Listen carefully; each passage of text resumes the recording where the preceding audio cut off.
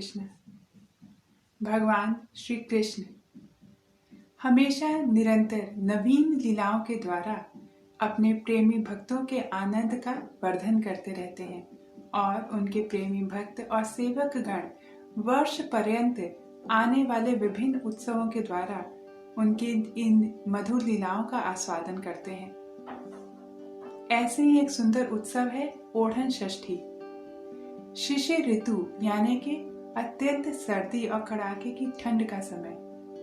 इस समय जगन्नाथपुरी में भगवान के सेवक गण भगवान श्री जगन्नाथ, बलदेव और सुभद्रा महारानी को माण लगे हुए सुंदर रंग बिरंगे शॉल और वस्त्र अर्पित करते हैं।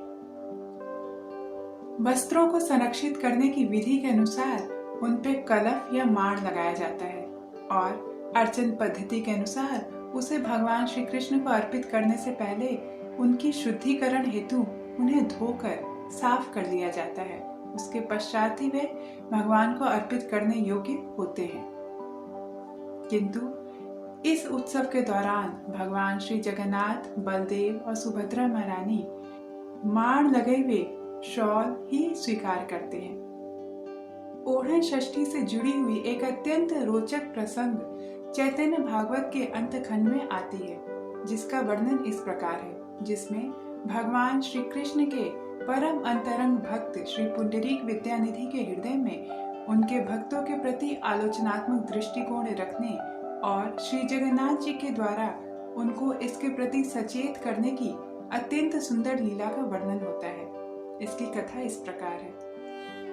भगवान श्री चैतन्य महाप्रभु जो स्वयं श्री कृष्ण हैं और राधा रानी के महाभाव को अंगीकार किए हुए हैं, यह लीला उनकी इस समय की है जब वे संन्यास ले चुके थे और श्री जगन्नाथपुरी में अपने अंतरंग भक्त और मित्रों के साथ भगवान श्री जगन्नाथ के प्रेम में हमेशा डूबे रहते थे। शिशिर ऋतु का समय था और श्री जगन्नाथ मंदिर का परिसर एक अत्यंत सुंदर उत्सव की तैयारी से भरा हुआ था। चारों ओर विभिन्न प्रकार के वाद्य यंत्र बज रहे थे, जिसमें मृदंग, ढोल, नगाड़े, मंजीरे, शंख बज रहे थे। चारों ओर उत्सव का अत्यंत सुंदर वातावरण था।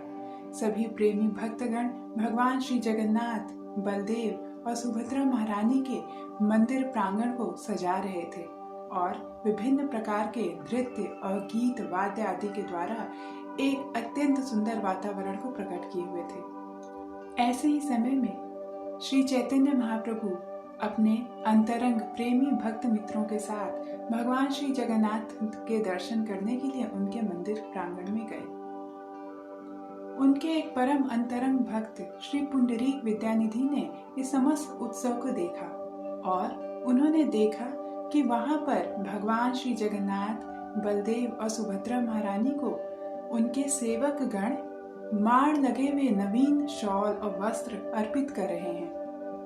वे शॉल और वस्त्र विभिन्न प्रकार के रंगों के थे, अत्यंत सुंदर लग रहे थे, किंतु इस इतनी शोभायमान मूर्ति विग्रह को देखकर भी श्री पुंडरीक विद्यानिधि के हृदय में श्री जगन्नाथ जी के सेवकों के प्रति आलोचनात्मक दृष्टिकोण उत्पन्न हो गया और उन्होंने अपने मित्र श्री स्वरूप दामोदर जी से पूछा कि हे मित्र, वैसे तो श्रुति और स्मृति के अनुसार कभी भी भगवान श्री कृष्ण को माण लगे हुए वस्त्र नहीं अर्पित करने चाहिए, तो ऐसा क्या वजह है कि भगवान श्री जगन्नाथ के सेवक जो कि भगवान की सेवा में नियुक्त हैं और राजा के प्रतिनिधि हैं, भगवान श्री जगन्नाथ तो समस्त विश्व के समस्त मंडल के राजा हैं, तो उनको ऐसे अशुद्ध वस्त्र क्यों अर्पित कर रहे हैं?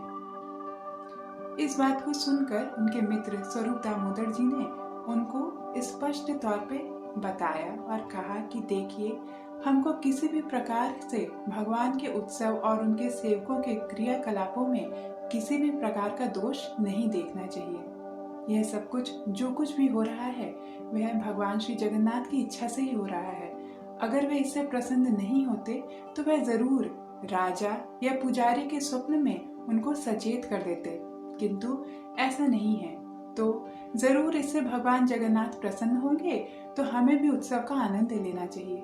ये सुनकर श्री पुंडरीक विद्यानिधि ने विभिन्न प्रकार के तर्क वितर्क प्रस्तुत किए और हर बार श्री स्वरूप दामोदर उन्हें यही याद दिलाते थे कि हमें किसी भी प्रकार से भगवान के भक्तों के क्रियाकलापों को देखकर अपने हृदय को उनके प्रति आलोचनात्मक दृष्टिकोण रखकर अपने हृदय को कलुषित नहीं करना चाहिए।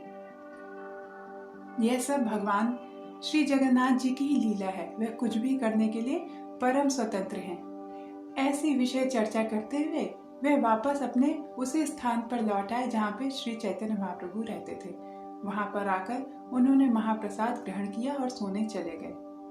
भगवान श्री चैतन्य महाप्रभु जो कि अंतर्यामी हैं, उन्होंने अपने भक्त के हृदय की बात को समझ लिया और रात्रि काल में उन्होंने श्री पुंडरीक विद्यानिधि को स्वप्न में श्री जगन्नाथ और बलदेव के रूप में दर्शन दिया और उनको डांट लगाई।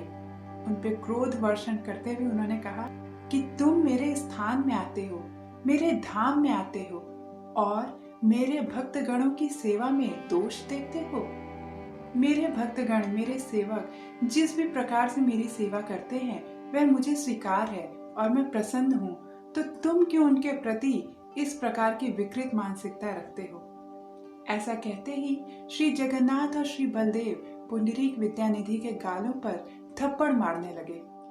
थप्पड़ खाने की वजह से श्री पुंडरीक विद्यानिधि अत्यंत दुखी हो गए और वह दर्द से कराह उठे। वह रोने लगे और भगवान श्री कृष्ण से बार बार क्षमा प्रार्थना करने लगे। उन्होंने कहा कि हे भगवान, मैं अधम हूँ, मैं पतित हूँ और आपके भक्तों के प्रति दोष बुद्धि रखता हूँ। आप कृपया मुझे और थप्पड़ न मारें, क्योंकि मुझे बहुत चोट लग रही है, खास तौर पे आपके अंगूठियों के द्वारा। इसके पश्चात अचानक श्री पुंडरीक विद्यानिधि का स्वप्न टूट गया और वह अपने प्रातःकालीन पूजा समाप्त कर अपने मित्र स्वरूप दामोदर से मिलने गए। जब वे श्री स्वरूप दामोदर से मिलने के पहुंचे तो उनको देखकर श्री स्वरूप दामोदर आश्चर्यचकित हो गए और उन्होंने कहा कि हे मित्र, तुम्हारी ऐसी दशा क्यों हो गई है? किसने तुम पे इस प्रकार से आक्रमण किया है? अपने मित्र श्री स्वरूप दामोदर को श्री पुंडरीक विद्यानिधि ने अपने स्वप्न का संपूर्ण वृतांत कह सुनाया और कहा कि यह सब कुछ मेरे ऊपर भगवान श्री जगन्नाथ की अहेतुकी कृपा ही है। उन्होंने मेरे आलोचनात्मक दृष्टिकोण और विकृत मानसिकता को दूर करने के लिए जिस प्रकार मुझे दंडित किया, वह ऐसी कृपा अपने किसी भी भक्तों पे कभी नहीं किए। उन्होंने इस बात को स्वीकार किया कि ओढ़न षष्ठी के उत्सव के दौरान उन्होंने जो भगवान के भक्तों के प्रति दृष्टिकोण रखा था वह गलत था और इससे भगवान को अत्यंत पीड़ा हुई थी। इस कथा से हमको यह भी शिक्षा मिलती है कि हमें किसी भी प्रकार से भगवान श्री कृष्ण के सेवकों और उनके भक्तों के प्रति आलोचनात्मक दृष्टिकोण और विकृत मानसिकता नहीं रखनी चाहिए। भगवान श्री जगन्नाथ स्वतंत्र हैं और वे किसी भी प्रकार से सेवा लेना पसंद करते हैं। यदि वे प्रसन्न हैं तो हमें भी उसमें प्रसन्नता होनी चाहिए। ओढ़न षष्ठी का उत्सव बहुत ही ऐश्वर्यशाली और रंग बिरंगा सुंदर उत्सव है। तो आइए इस उत्सव से ही हम अपने हृदय में बैठे हुए विभिन्न प्रकार की कलुषता को दूर करें और श्री कृष्ण भावना भावित होकर भक्ति योग का पालन करते हुए धीरे धीरे कृष्ण प्रेम प्राप्ति की ओर अग्रसर हों। धन्यवाद। हरे कृष्ण। कृष्ण हरे कृष्ण कृष्ण कृष्ण हरे हरे, हरे राम